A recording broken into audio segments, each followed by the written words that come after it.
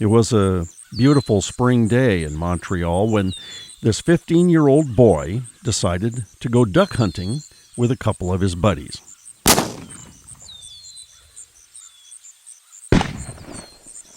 They bagged a lot of game, and it was a great day until they got separated. Returning home, the 15-year-old came across both of his buddies, brutally murdered with spears and axes. Just then, he saw something out of the corner of his eye, and the chase was on.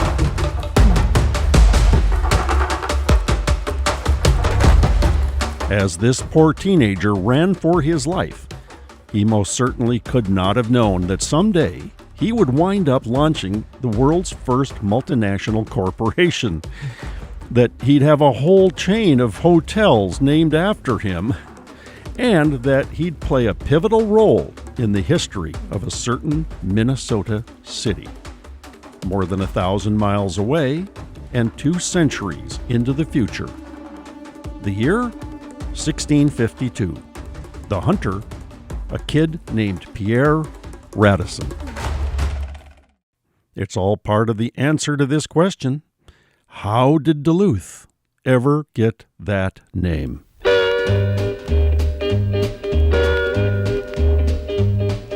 Let me tell you about my hometown, greatest in the Gopher State. I'll have to brag a little bit, but I really won't exaggerate. Big D-U-L-U-T-H, Duluth, Duluth. That's my hometown, Duluth, Duluth. That's my hometown.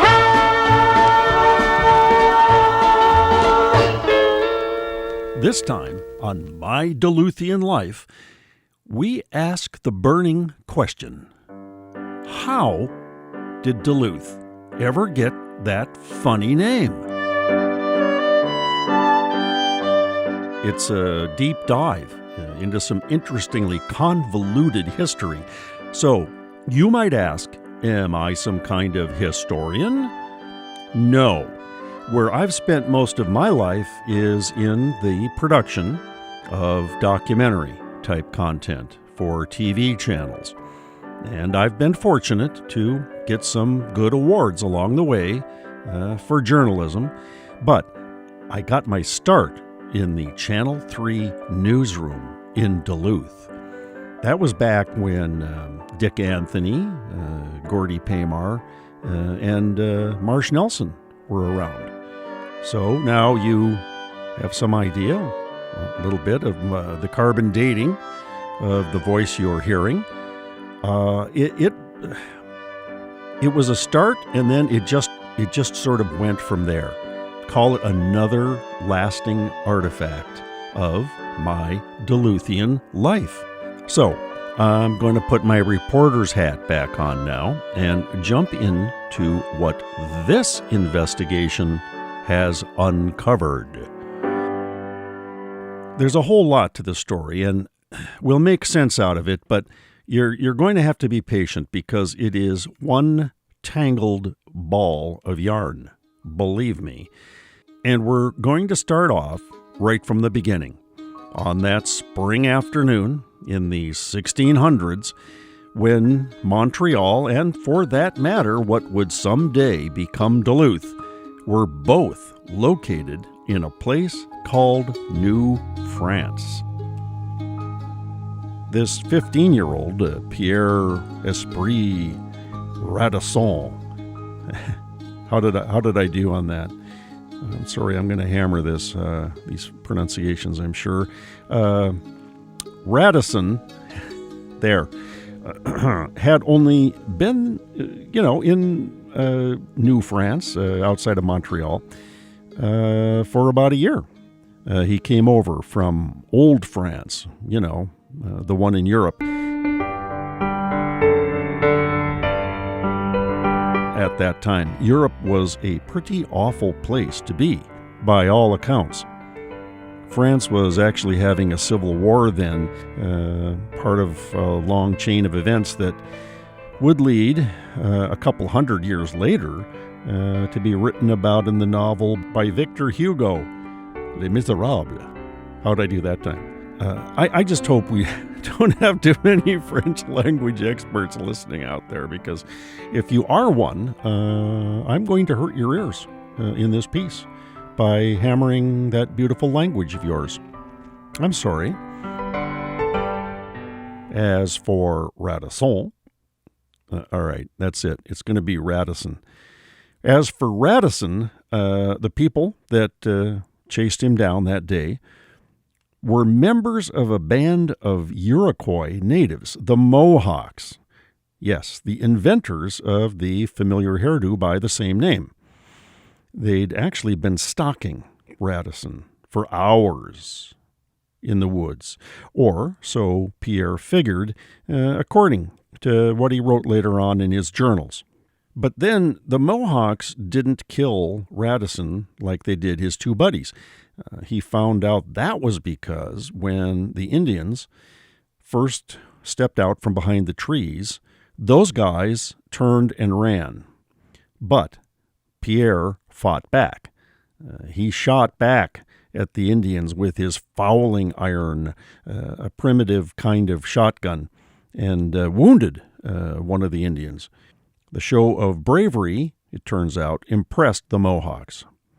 So instead of hacking his brains out, they dragged him, literally, back to their village a few miles away, made him take off all of his clothes, went through his belongings, and, took whatever they wanted. By this time, the whole village was on fire with excitement. They tied a rope around his waist to signify that he was a slave, and then they painted his face red. Young Radisson had no idea what was happening and could only presume his demise was going to be even worse than that of his dead friends. Like maybe getting tortured for a few days and then killed. After all, one of those tribesmen was still picking birdshot from Radisson's gun out of his buttocks. That had to rub him the wrong way, you'd have to think. And Radisson was a white guy.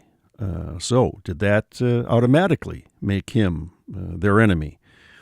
I decided to get a little perspective on that. So I reached out to a certain David Woodward, otherwise known as Professor Woodward, and I'm in the history department at UMD, the University of Minnesota Duluth. So what part of history exactly, David? I taught in the American Indian Studies program, and specifically I taught the American and Canadian fur trade. Today, we're accustomed to thinking of the relationship between European settlers and American Indians as, automatically adversarial.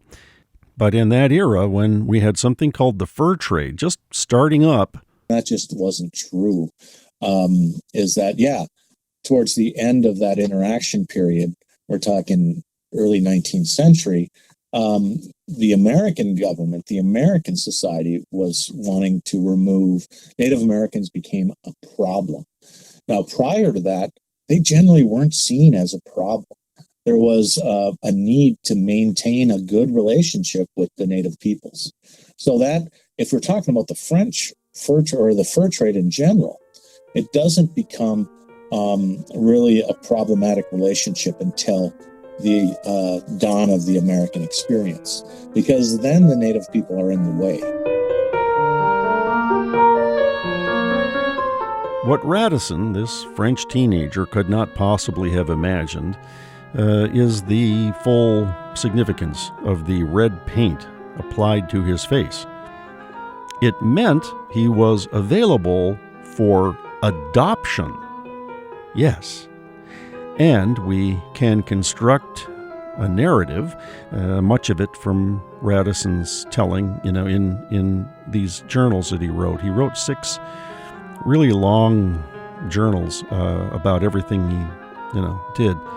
It turns out there was a couple in this band of Mohawk Iroquois that had lost their son in battle. So they decided to adopt Pierre Radisson as their own, making him a member of the tribe. But first, we have to take Radisson's word for all this. Young Pierre was put through, a series of tests and rituals, the stuff that seems to have provided lots of fodder for all the indigenous coming-of-age dramatizations we've seen cranking out of Hollywood down through time. So, use your imagination. It can't possibly have been very much fun.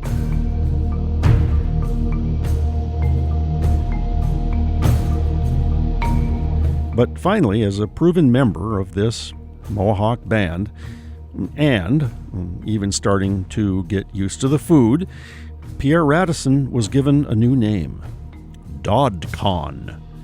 It means little devil. And that little devil remained as a white, French, European member of the Iroquois Mohawks for some 20 months. A year and a half and change. In case you're wondering, there are some notes about how Radisson's hairstyle was changed during this time. Best we can make out, though, from his telling, it was more like getting a set of twin ponytails than what we might be thinking of as the Mohawk thing. Too bad. Google him and check out, there's sketches of him online. Can you imagine that guy with a full-on mohawk? Oh, man.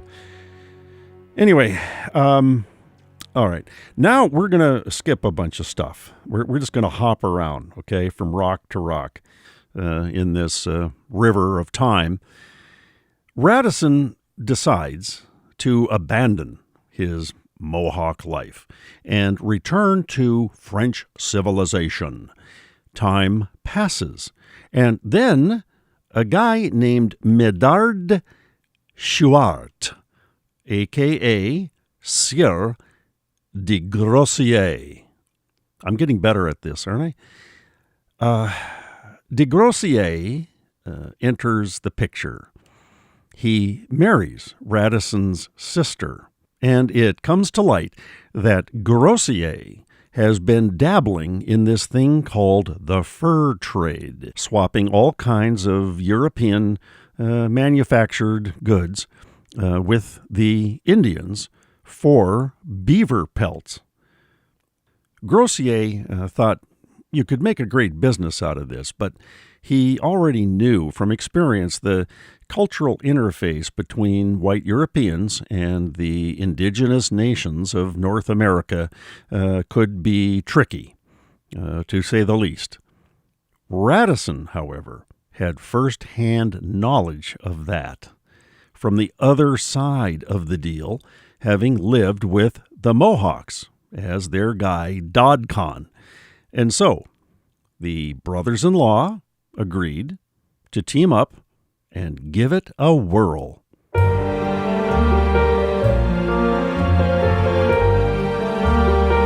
It was in August 1659 when they set out with 30 Frenchmen and a large company of Huron and Ottawa Indians for a place they had heard was a veritable gold mine of fur, namely the region of Lake Superior. It was a rough trip, getting caught between warring Indian tribes.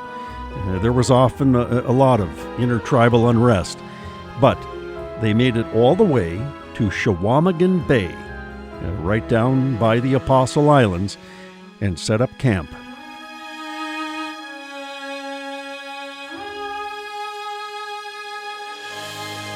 Right there in what would become northern Wisconsin, they started cultivating contacts with the Dakota and Ojibwa Indians. They hoped to acquire a whole bunch of these furry treasures from them, and this is when de Grossier began to fully appreciate how lucky he was to have Pierre Radisson with him. Now, the Ojibwa were fierce traders, and the French actually, there's firsthand counts in some of the journals of that time period that the French didn't like to trade with the Ojibwa because the Ojibwa were savvy and they often ripped off the French. So this sort of narrative that Native Americans were perpetual victims really doesn't hold true during this time period, and the French were at the mercy of the Ojibwa. But Radisson and de Grossier proved equal to the challenge. By the next year, they were on their way home to Montreal, laden with furs and with visions of their newfound fortunes dancing in their heads. They fully expected a hero's welcome, but not so fast. Instead, when they got home, they were arrested for trading on French soil without a license, poaching, and most of their cargo was swiftly confiscated.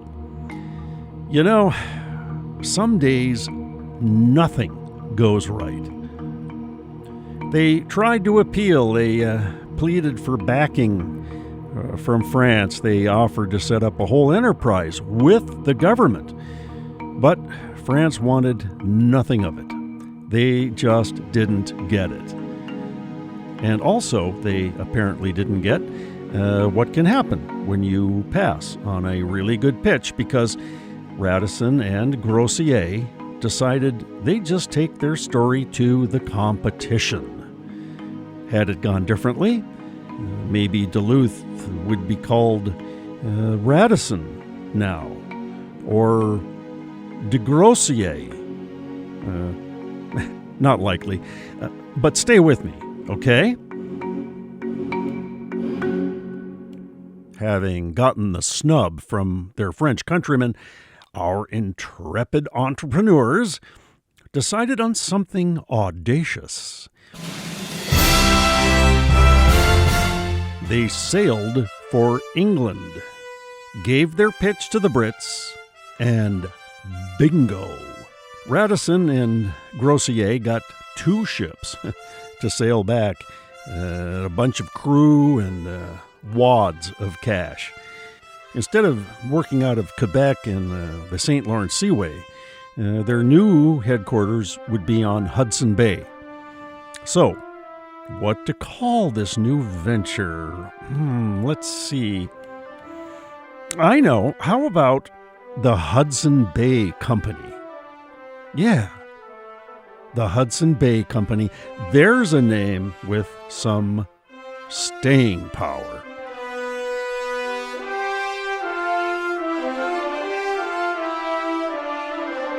From their adventures before, Radisson and Grossier already knew the richest sources of fur were to the north and west of Lake Superior.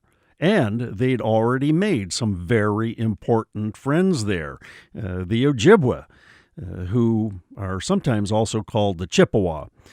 At the time, they were the biggest Indian tribe north of the Rio Grande. The Ojibwa and the Cree and some of their tribal neighbors were to do the trapping. In exchange for the fur, they got all kinds of stuff from Europe. Knives, axes, kettles were a big item. And, of course, those gorgeous Hudson Bay blankets. Beautiful wool, woven in England. Point blankets, they were called because of these indigo stripes that they had on them.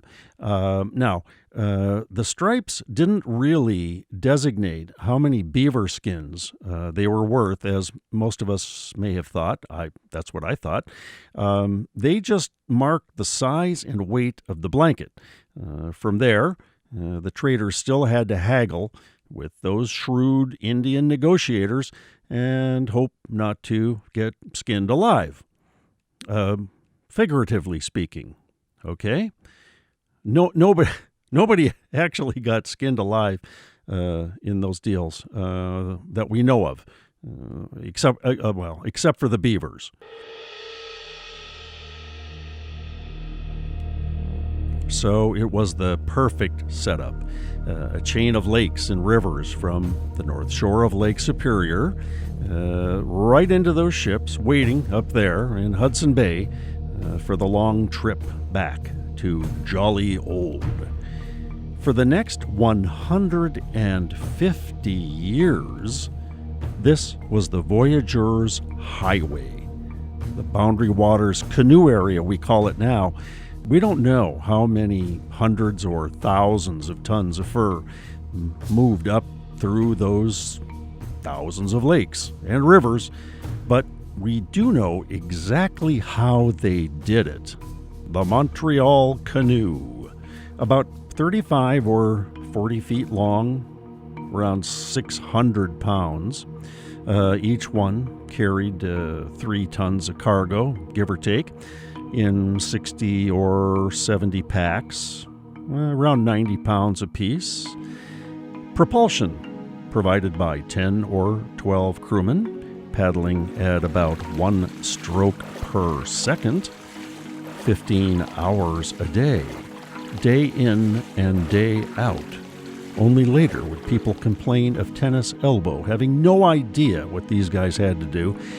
But if you've canoed the Boundary Waters, you know what they had to do. Paddle and then portage. Carry all that stuff out of the canoe, and then the canoe itself, in their case 600 pounds of it, over what is hopefully a short bit of land. Then back in the water, reload, relaunch, and paddle off again.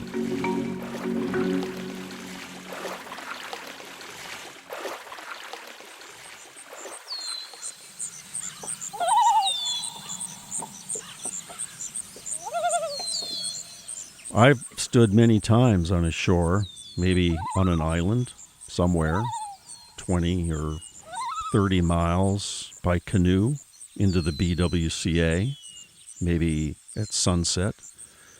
And I swear I could almost see it, could almost hear it. Maybe it still echoes somehow out there across the lakes. To stand there is a gift to the soul, this watery wilderness, still unspoiled in the 21st century. I could have been standing, after all, right where these voyageurs would have stood, looking out at the exact same scenery all those centuries ago. Portaging and traveling through this area by canoe has been done since at least 500 BC. 95 to 98% of all portages that are used today and all campsites that are in the Boundary Waters Canoe Area probably are archaeological sites. Because if it's a good place to camp now, it was 1,000 years ago. It took a while, but the French eventually got that they'd made a really big boo-boo, not getting into business with Radisson. Radisson, now the traitor, who went to work for France's arch nemesis, the Brits. It was no less than King Louis XIV himself, no doubt sitting on, one of those fancy gilded chairs or thrones, whatever, who finally decided to shake up the government of New France and tighten his grip over here, particularly on the fur trade. So to carry out that task, a certain French nobleman was dispatched to command the Marines in Montreal and ultimately to undertake a kind of mission impossible, should he decide to accept it, which he did. That nobleman and French Marine was Daniel Greysolon, a.k.a., yes, Sieur Du Luht. And it was sometimes pronounced Duluth, even back then. Now, about this Sieur business. It's the equivalent of the lordly British title, of course, Sir.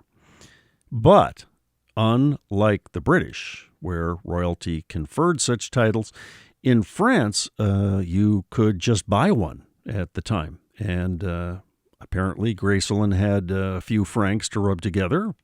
So he decided he'd like to be Sieur, or Lord of Luht, capital L-H-U-T. Now, I couldn't find anybody who knew for sure what Luht was. Maybe a region, maybe a family. If you can find out, please let me know.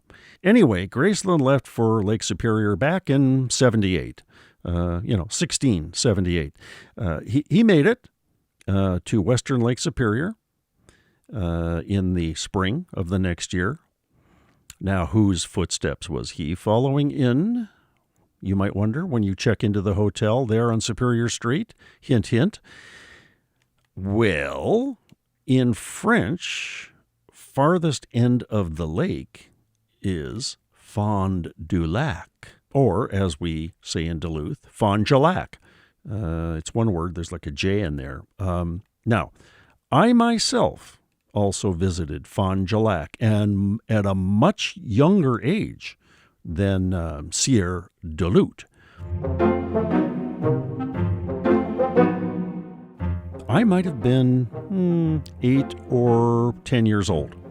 My discovery was as a passenger in the family car driven by my dad.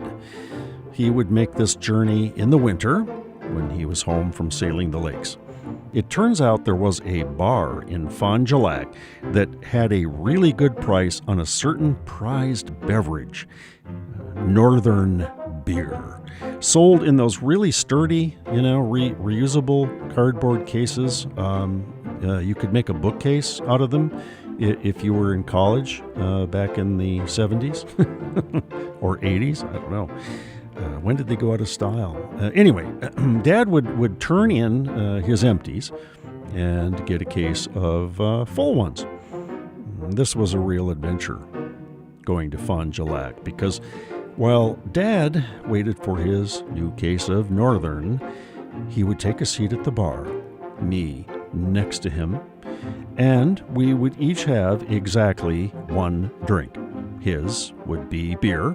Mine was probably orange soda or something. Part of what made this a real sensation, though, was that the bartender was a woman. Another grown-up, just like Dad. She had blonde hair, and her name was Frosty. Frosty. I was so impressed by how friendly Frosty was, calling me by name and everything. But I didn't know for sure if I should call her Mrs. Frosty or what. I was just a kid, so I didn't say much. But it was always a very polite visit, and it didn't seem too strange because Dad would tell Mom all about it. He would even mention Frosty when we got home, and she would just kind of chuckle. Anyway, when Daniel Gracelyn arrived in Fond du Lac a few hundred years earlier, there was no Frosty, I guess, and no Northern beer either yet. But he had more serious stuff to do anyway.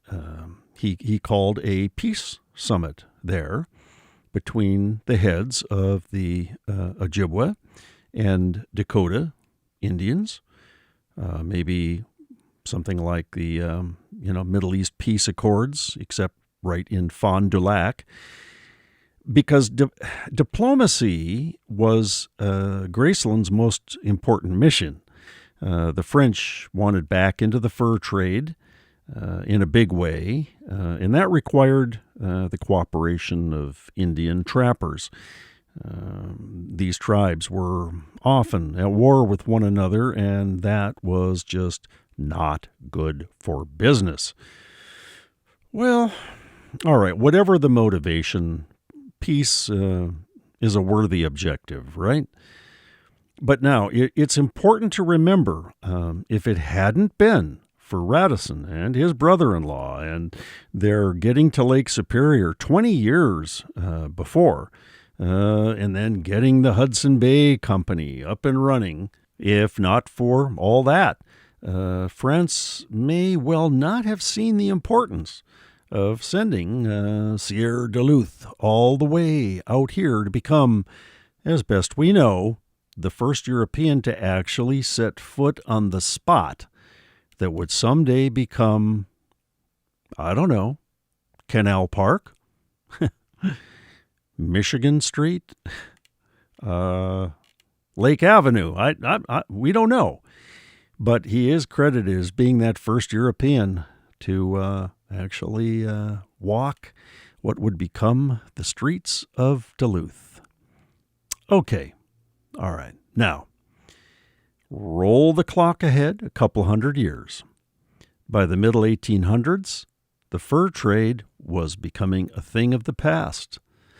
And what would eventually be called Duluth was still a thing of the future.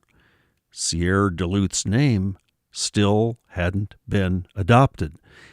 What you had, leading up to the 1870s, at the head of Lake Superior, was just a cluster of small, disconnected settlements with all different names and governments.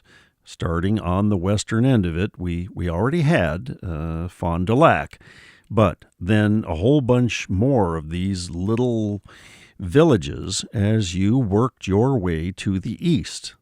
You had the Fremont neighborhood, Portland. You know the Portland malt shop? Yeah. Okay, that area right there was a village called Portland. And then you have the Indian neighborhood, which is named after a Philadelphia neighborhood, I believe. Those were the names that were used before they adopted the name Duluth. Would that be right? Yep. And, Rice's Point is after the fur trader there is named Rice. And then if you get out to Lakeside, you have two villages out there. Away from the lake was called Bellevue. And then on the lakeshore there was New London.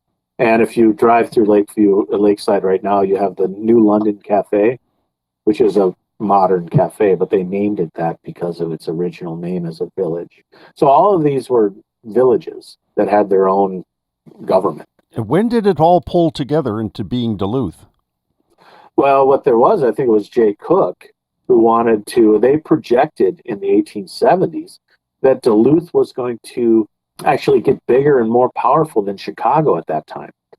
And actually, the city plot is plotted for city streets from Lakeside all the way to Two Harbors.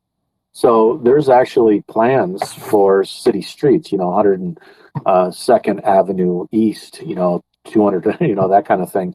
So they fully expected Duluth to, and Jay Cook's Northern Pacific Railroad to be the main lifeline heading west and bringing all the agricultural stuff into a closer port than Chicago. The combining of all these villages were starting that process of making this a Chicago.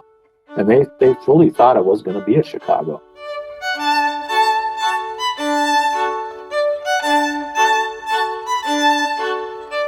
But, as we know, fate had another future in mind for Duluth.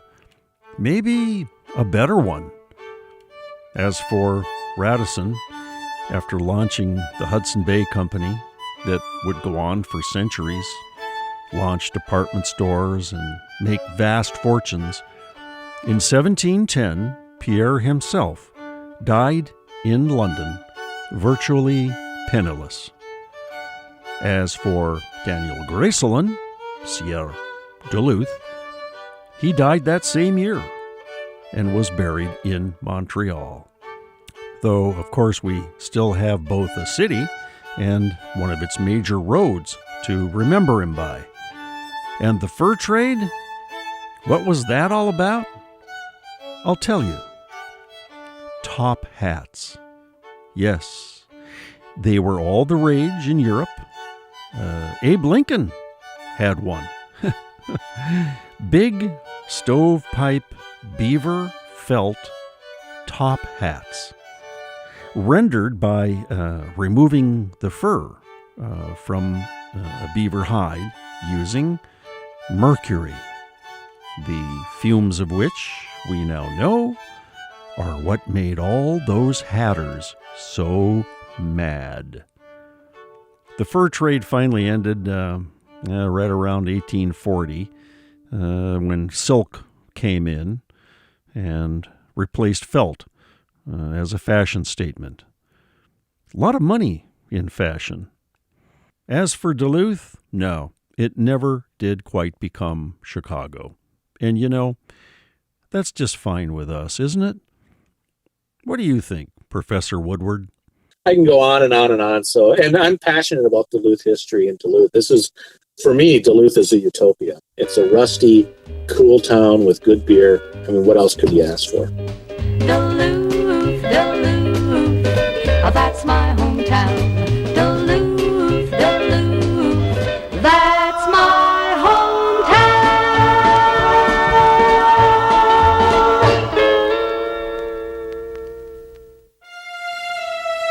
My Duluthian Life with Jim Hayden is produced monthly by Planet Pictures Media. You can listen wherever you get your podcasts.